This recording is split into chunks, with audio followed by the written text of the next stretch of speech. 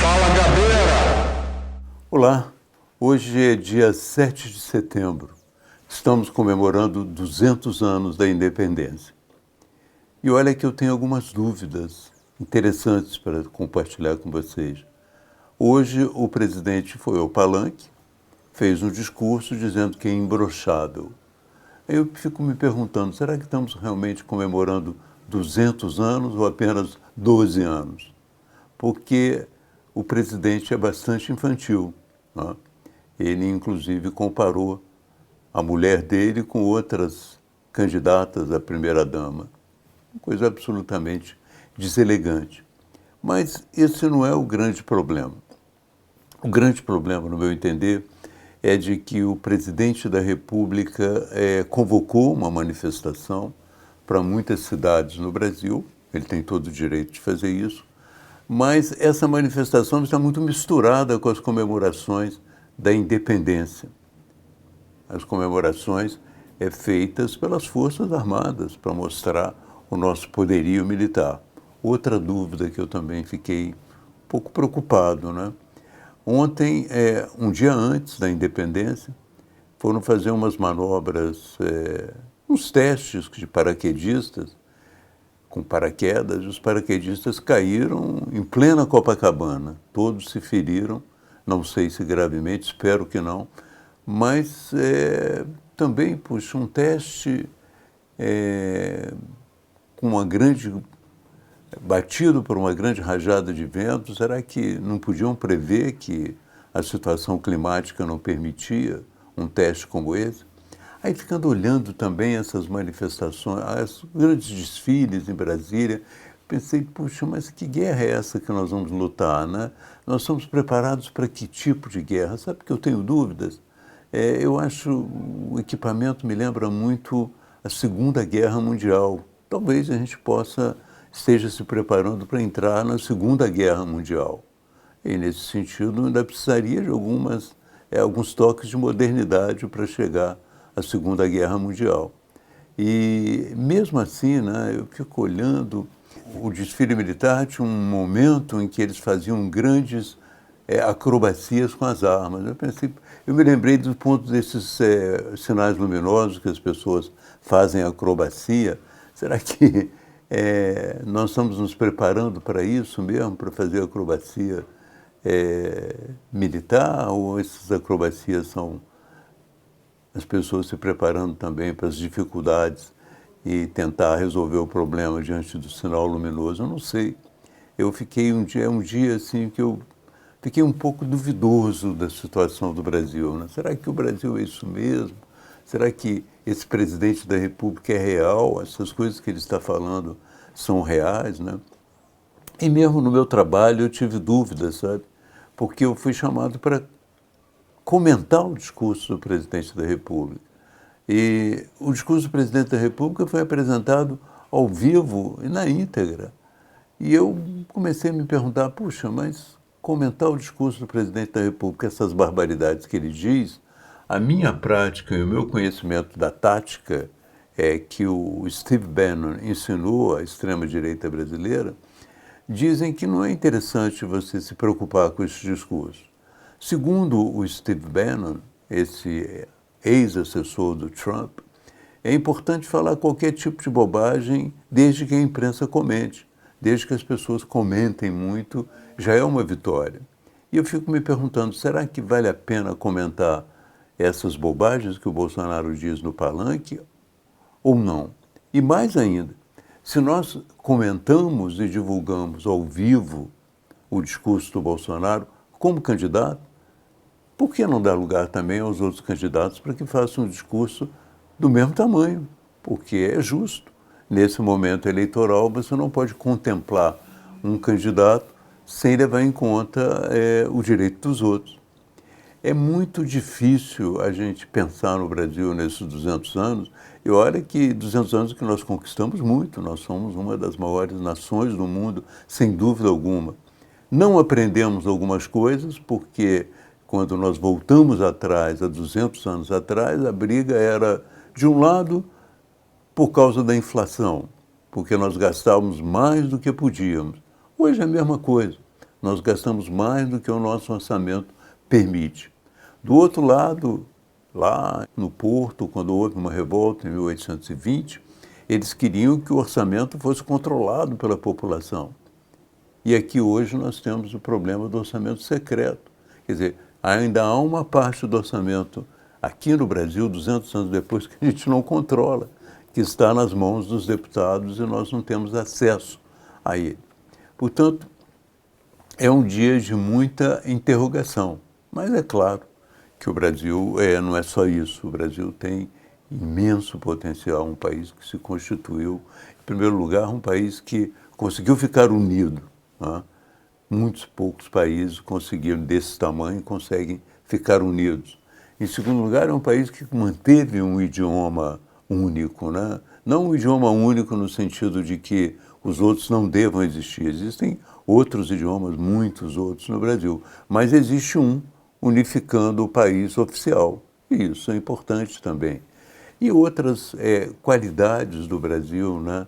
Como as nossas riquezas naturais, por exemplo, que foram mantidas até um certo ponto e hoje começam a ser destruídas no ritmo mais industrial. Eu me lembro, por exemplo, no caso da Mata Atlântica, que é uma das grandes riquezas do Brasil. Ela foi destruída de uma forma muito intensa, sobretudo em estados como o Espírito Santo. Existe até um livro do Warren Dean, um americano, infelizmente já morreu, e um livro muito bom chamado A Ferro e a Fogo. Ele conta como a Mata Atlântica foi destruída no Espírito Santo a partir das plantações de café. E agora nós temos esse processo de destruição da Amazônia que anda também a passos muito rápidos. E temos ainda a necessidade de defender as populações tradicionais, como os Yanomamis e outras etnias que estão sendo ameaçadas na Amazônia muito seriamente. Ameaçadas, em primeiro lugar, pelo garimpo ilegal, mas ameaçadas também pelo fato de que o crime organizado na Amazônia se associa ao garimpo ilegal, ao desmatamento e ao tráfico de animais e oferece um grande perigo para aquelas populações. Na verdade, a morte de um jornalista inglês e de um indianista no Vale do Javari mostrou muito claramente para nós como o Brasil é desprotegido nessa região, apesar da existência de alguns núcleos do Exército, alguns até heróicos. Eu visitei vários deles em fronteiras em que eles vivem no meio do mato mesmo, tentando defender a fronteira brasileira. Apesar dessa presença, nós ainda temos áreas muito desprotegidas, né? E um domínio muito grande do crime internacional dessas áreas. Então, hoje é um dia de reflexão sobre isso e um dia de reflexão também sobre a campanha eleitoral, é o mais próximo de nós. Toda essa confusão arranjada pelo Bolsonaro foi em função da campanha eleitoral. Ele espera, através da sua pagelança, porque ele fez uma pagelança, esses discursos para animar o seu eleitorado, ele espera melhorar a situação. E o interessante é que no discurso dele ele fala, isso aqui não é o Datafolha, que é mentiroso, mas isso aqui é o Datapovo. Isso é que diz a verdade. Ele tem uma ilusão que é muito comum entre nós, que é a ilusão de que muita gente junta é a maioria do país. E não é. Na verdade, os órgãos de pesquisa trabalham em vários pontos do país, estão muito mais próximos da realidade do que um simples golpe visual de um palanque onde você vê muita gente. Eu costumo dar como exemplo o caso do Chile. No Chile havia manifestações incríveis por uma nova Constituição. Se você julgasse pura e simplesmente pelas manifestações, você acharia que o referêndum sobre a Constituição ia dar sim. No entanto, por mais de 60%, o texto da Constituição foi rejeitado. Então, muita gente confunde a presença de massa na rua com maioria, e nem sempre é. E o que está acontecendo é que o Bolsonaro não consegue avançar nas pesquisas. As pesquisas revelam quase sempre o mesmo quadro. E examinando as pesquisas desde 2018, quando o Lula ainda estava preso, a relação numérica das intenções de voto é semelhante de lá para cá, ela não muda. Não muda porque os candidatos são conhecidos, não muda porque os candidatos têm obras que são examinadas, um no momento mais feliz da história do Brasil e o outro no momento mais difícil, com pandemia e guerra, e mais ainda com a sua incapacidade de compreender a pandemia e a guerra, com a sua incapacidade de, pelo menos, demonstrar compaixão e vontade de ajudar a população nesse momento. Então, é muito difícil que esse quadro seja alterado. Cerca de 80% dos eleitores considera que seu voto é definitivo, não é? E todos os dados, eu mencionei isso da última vez, todos os dados indicam que pode ser resolvida a eleição no primeiro turno. Da última vez que eu mencionei as eleições e falei sobre as pesquisas, eu registrei que havia uma tendência à existência do segundo turno. Mas a última pesquisa do IPEC coloca o Lula com 50% dos votos, o que significaria, nesse caso, votos válidos, quero dizer, o que significaria, nesse caso, que nós não teríamos um segundo turno. Isso é muito difícil de definir agora. A pesquisa da Folha de São Paulo não dá o Lula ganhando no primeiro turno. Ele tem apenas 47% dos votos. Mas acontece que está dentro da margem de erro. Pode ser que seja 50%. Existem fatores que nós precisamos considerar também se o quadro continua o mesmo.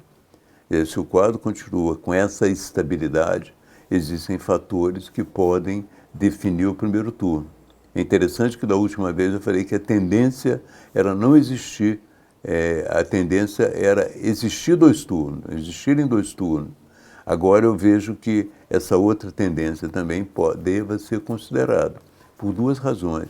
Em primeiro, porque a esquerda, de um modo geral, em campanha eleitoral, eu sei porque já disputei eleições junto com o PT e disputei eleições contra o PT.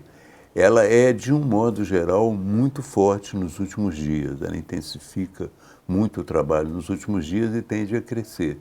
Esse é um ponto. O segundo ponto é que nos últimos dias também cresce muito o movimento pelo voto útil. Quando as pessoas veem as últimas pesquisas e veem que os seus candidatos não superaram os 2 dígitos na pesquisa, elas tendem a achar, poxa, talvez eu vá perder meu voto. Então eu vou votar naquele candidato que pode ganhar dentro da minha área de preferência, né? Então, tudo isso pode também levar a eleição para o primeiro turno, no primeiro turno, e nós sabemos que as tendências estão aí. Eu trabalho com estabilidade, cada semana eu analiso 2 pesquisas, trabalho com essa estabilidade, e uma estabilidade que já me mostrou pelo menos um fator muito decisivo nessas eleições. Vocês sabem que o Bolsonaro fez uma emenda constitucional para criar um auxílio emergencial de R$600. Era a grande esperança que ele tinha de alcançar o povo pobre e conquistar uma simpatia desse povo pobre. Olha, isso já foi pago 2 vezes. E quando a gente analisa nas 2 pesquisas, da Folha de São Paulo e do IPEC, a situação do Bolsonaro entre aqueles eleitores que têm entre 1 e 2 salários mínimos, até 2 salários mínimos, é uma situação muito difícil. Ele não tem mais do que 26% das preferências contra 52% do Lula. Portanto, esse povo mais pobre que está sendo atingido pela ajuda emergencial não está respondendo eleitoralmente. O que era a bala de prata do Bolsonaro praticamente negou fogo.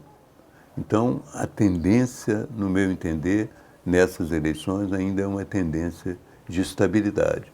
E hoje o que nós vimos nesse 7 de setembro foi exatamente uma vontade do Bolsonaro de elevar a moral da sua tropa, uma pagelança, como nós chamamos aqui no Rio de Janeiro, uma tentativa de fazer com que as pessoas se animem, e um uso muito abusivo do próprio aparato das Forças Armadas. A comemoração da independência, as pessoas vão à comemoração da independência para ver as nossas Forças Armadas, para ver o desfile.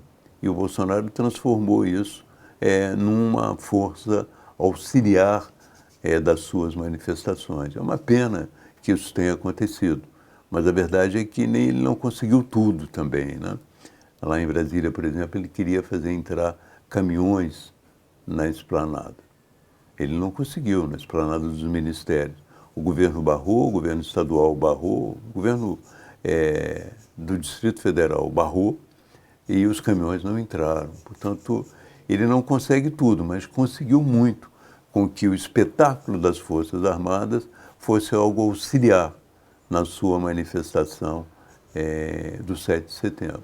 Mas a verdade é essa, será que fazer uma manifestação do 7 de setembro, uma grande pagelança entre os seus eleitores, resolve algo que não foi resolvido em 4 anos de governo? Essa é a minha dúvida. E minha dúvida maior, como eu disse no princípio, é essa. Será que o Brasil amadureceu mesmo? Como é possível um presidente, no dia em que comemoramos 200 anos de independência, não fazer uma análise dessa trajetória e subir no palanque e dizer, eu sou imbrochável? Eu acho que realmente nós regredimos em muitos aspectos. Avançamos em outros, regredimos em muitos aspectos. Eu espero que, quem sabe, a gente possa avançar mais no futuro, em todos os aspectos. A gente possa ser realmente um país do qual a gente se orgulhe em todas as dimensões.